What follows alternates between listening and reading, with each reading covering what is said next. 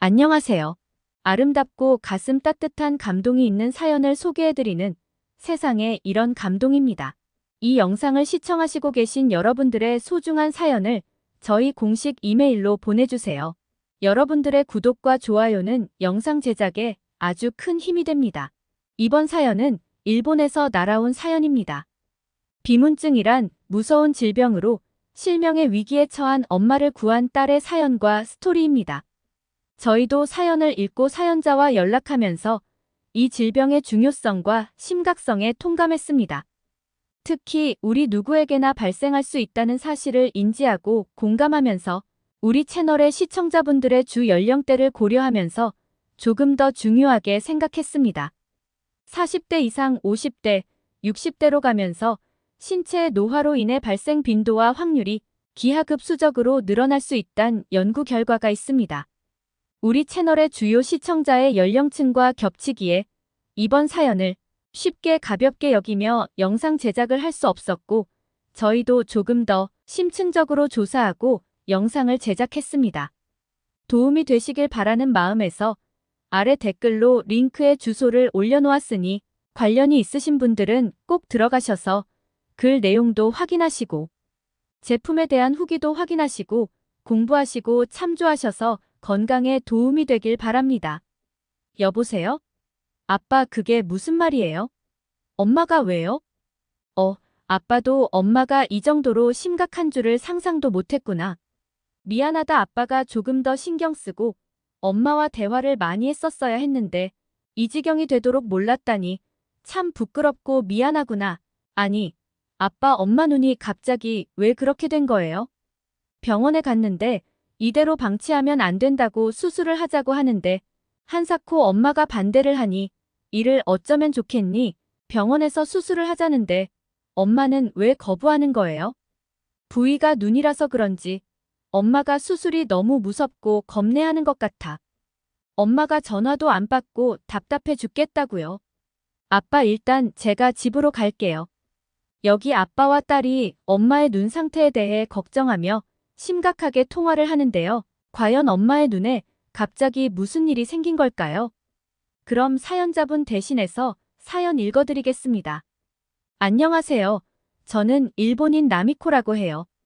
대학생이고 한국에서 국제외교학을 복수 전공하고 있어요. 한국에 온 지는 이제 2년 차인데 처음에는 너무 낯설고 적응이 어려운 부분도 있었지만 지금은 한국 문화와 한국 사람들에 푹 빠져 가끔 제가 일본인인지 잊어버리기도 해요. 제가 최근에 저희 엄마 일로 한국 분에게 정말 큰 도움을 받아서 더 그런지 정말 한국이 너무 좋고 정말 감사하고 한국에서 지내는 것만으로 행복한 요즘이에요. 그 사건이 벌어진 지 6개월도 넘게 지났는데 정말 시간이 얼마나 빠르게 흘러갔는지 몰라요. 당시에는 너무 충격이었고 엄마를 잃는 거 아닌가 하는 걱정과 두려움에 매일 잠도 못 자고 눈물로 하루하루를 지냈던 것 같아요. 저희 엄마는 한국 사람이고 아빠는 일본 사람이에요. 결혼 전 엄마가 여행사에서 일을 했는데 업무상 일본에 왔다가 아빠를 알게 되었고 함께 일하는 시간이 늘어나 서로를 알아가고 지내다 결혼까지 이어졌다고 하셨어요. 저희는 일본에서 지냈고 한국에는 할머니 댁에 방문할 때만 왔었는데 제가 대학생이 되고 한국으로 유학을 오면서 자연스레 부모님과 떨어져 살게 되었어요. 제가 한국으로 유학 오는 걸 부모님께서는 좋아하셨지만 한편으로 엄마는 힘들었나 봐요. 매일 엄마와 함께 수다도 떨고 종종 쇼핑도 나가고 차도 마시고 했었는데 갑자기 제가 한국으로 떠나고 아빠는 출근하시면 일본에 아는 사람이 거의 없어서 대부분의 시간을 홀로 지내셨다고 해요. 엄마 성격에 운동을 다니거나 야외 취미 활동을 하진 않으시고 독서나 영화 보는 것을 좋아하셔서 아마도 집에 머무는 시간이 길었던 것 같고 그렇게 몇 달이 지나고 1년이 지나 엄마의 외로움과 쓸쓸함 그리고 그리움이 점점 마음의 병으로 짙어지고 그런 여러 가지 이유로 엄마의 건강에 문제가 생겼나 봐요. 엄마의 얘기로는 어느 날 아침 눈을 떴는데 눈앞에 뭔가 희미하게 반투명한 실과 알갱이들이 보였다고 해요.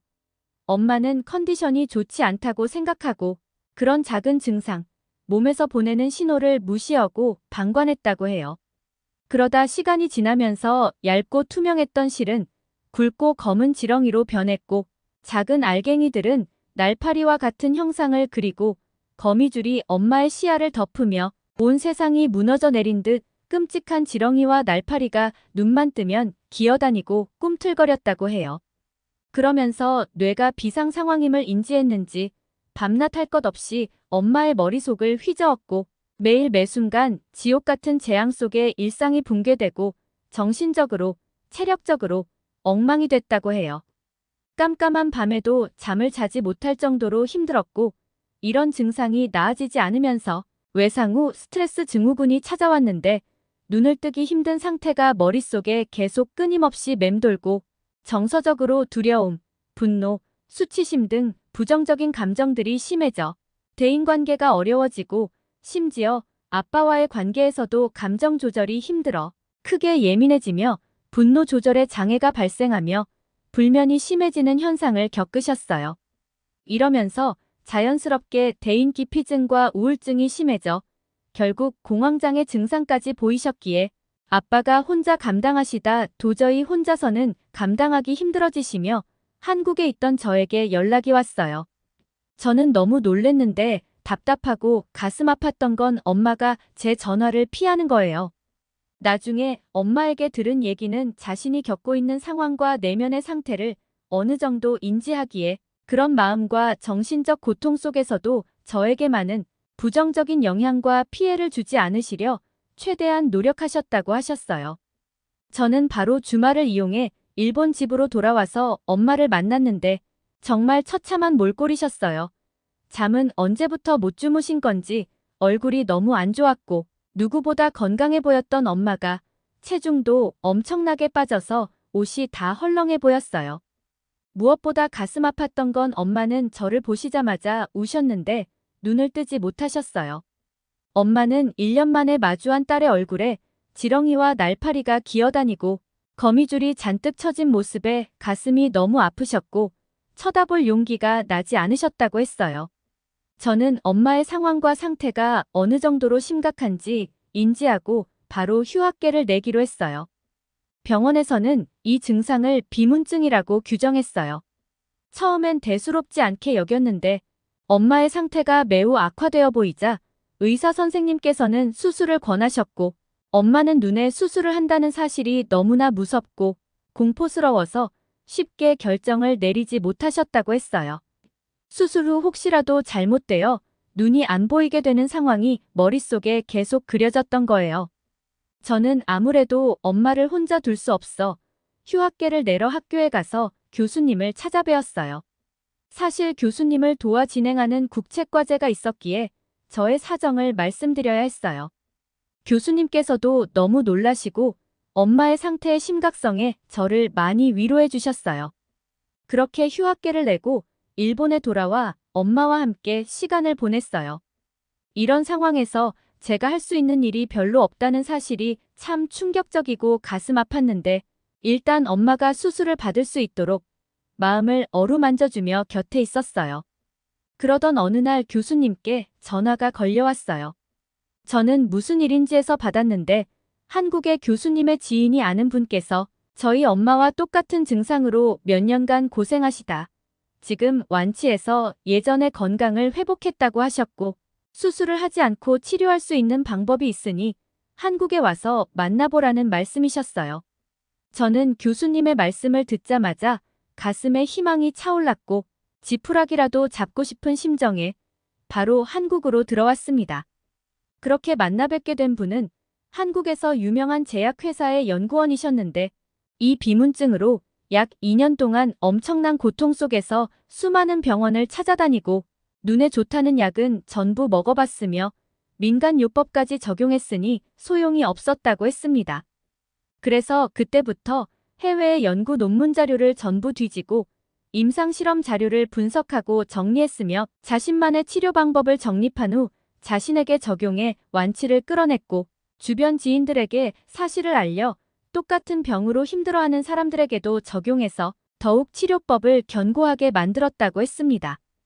이 방법은 수술 없이 브로멜라인이란 천연 소화 효소를 잘 활용해서 섭취하면 되는 아주 간단하면서 해외 임상 결과처럼 저희 엄마의 상태만 봐도 효과가 정말 탁월했습니다.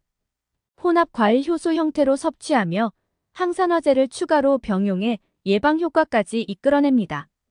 아래는 그분께서 연구한 논문 자료와 임상 실험 실제 데이터와 정리한 내용입니다. 브로멜라인과 파파인 등의 혼합 형태 효소로 비문증을 치료하고 모로 오렌지의 안토시아닌의 항산화 효과로 노화를 늦추고 방어하여 비문증을 개선한 후 유지시키고 예방한다는 결과입니다. 이 임상 실험 데이터에서 섭취하는 수량이 많을수록 효과가 증대되며 개선이 더 크게 일어났습니다. 그분은 제약업에 종사하셨기에 제품을 전부 테스트하는데 문제가 없으셨고 심지어 브랜드를 선정하신 후 해당 공장에 직접 방문하셔서 모든 성적서와 생산시설 확인, 그리고 원산지와 기타 관련 서류, 제조 프로세스 등 모든 부분을 평가 항목화시켜 검증했다고 합니다. 저희 엄마도 3개월이 지나면서 증세가 호전되더니 5개월, 6개월 차에 접어들면서 거의 완치되는 수준으로 호전되셨고 이제는 일상을 완전히 회복하시고 이전의 밝은 모습으로 매일 일상의 소중함을 느끼며 행복해하고 계세요. 저는 이 사연을 보내는 이유가 확고합니다. 첫째는 한국과 저희를 도와주신 한국분께 감사의 인사를 공개적으로 한 번 더 드리고 싶었고, 둘째는 이런 좋은 치료법과 제품을 일본에서도 알리고 있지만 한국에서도 알려서 저도 지금도 고통 속에 살고 있는 많은 사람들에게 도움이 되고 싶어서입니다. 세상에 이런 감동 PD님께 연구 자료와 실험 데이터를 제공해드렸고 해당 제품은 시장에서 현재 인기가 있는 제품이지만 제 입장에서 볼 때 안타까웠습니다.